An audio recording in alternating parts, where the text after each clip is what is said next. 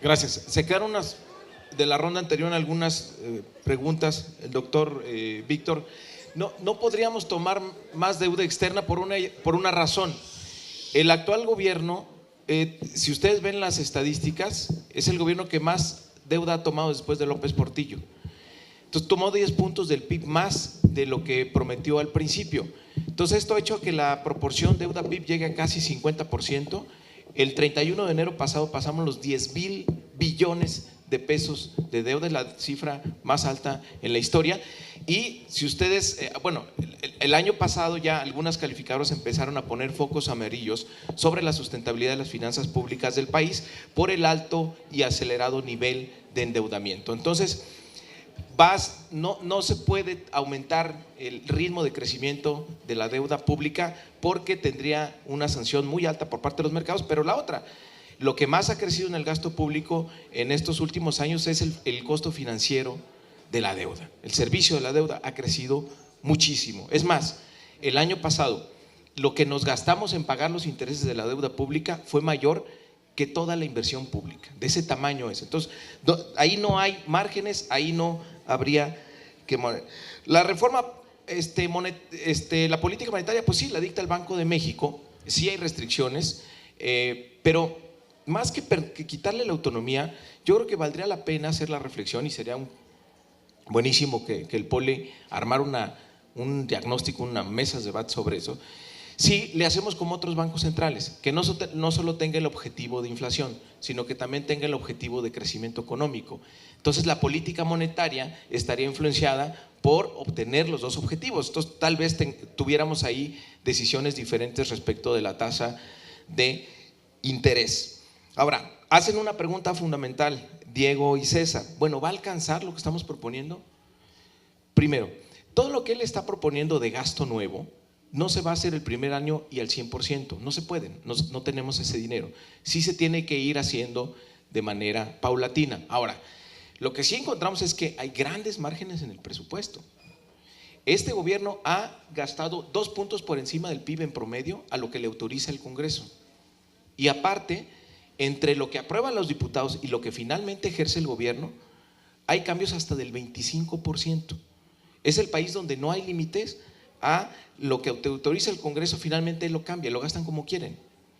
Entonces hay espacios muy importantes de reasignación del gasto público. Ahora, bajar impuestos. En la reforma fiscal de este gobierno de Peña, fue en el 2014 si no me equivoco, igualaron la tasa de ICR y de IVA en la frontera. Históricamente en la franja de la frontera había impuestos más bajos. ¿Por qué? Porque tienes una competencia contra Estados Unidos que te impacta directamente en el desempeño económico de la frontera. Entonces, ¿qué pasa?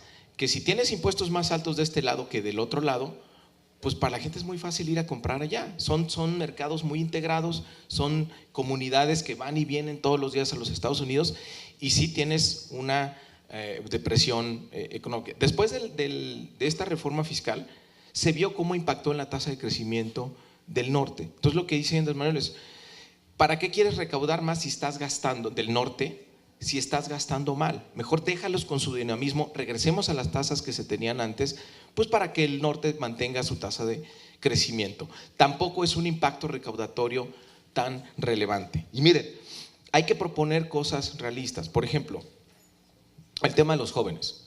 El tema de los jóvenes lo tenemos calculado, cuesta 100,000 millones de pesos. ¿Es posible financiarlo? Claro que es posible financiarlo. Y desde el primer año hay que hacer algunos ajustes como Andrés Manuel lo hizo para la pensión de adultos mayores con el presupuesto de la ciudad.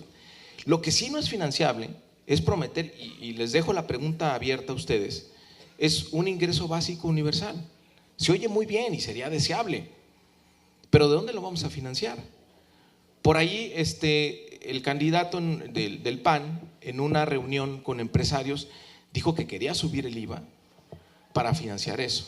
Entonces, el problema del IVA en México es que un aumento tiene un impacto directamente en la franja de consumidores que más gastan alimentos, es decir, los más pobres. Salida de la meta de inflación que tuvimos el año pasado, que nos pasamos por más de 3 puntos, provocó que 1,5 millones de personas se quedaran fuera de la canasta básica. Entonces, incrementar el IVA tiene un impacto directamente en bienestar. Si se aumenta el IVA, 14 millones de mexicanos podrían quedarse en la pobreza. Entonces sale peor, ¿cómo dice? El remedio que el trapito, una cosa así. Bueno, un minuto, sí, concluye. sí alcanza, porque la regla es primero obtienes los recursos y después te los gastas. Hay que hablar de una profunda reforma al gasto público. Vean los indicadores del INEGI. El valor agregado al gasto público en México es 0 o incluso negativo. Hay que gastar mejor.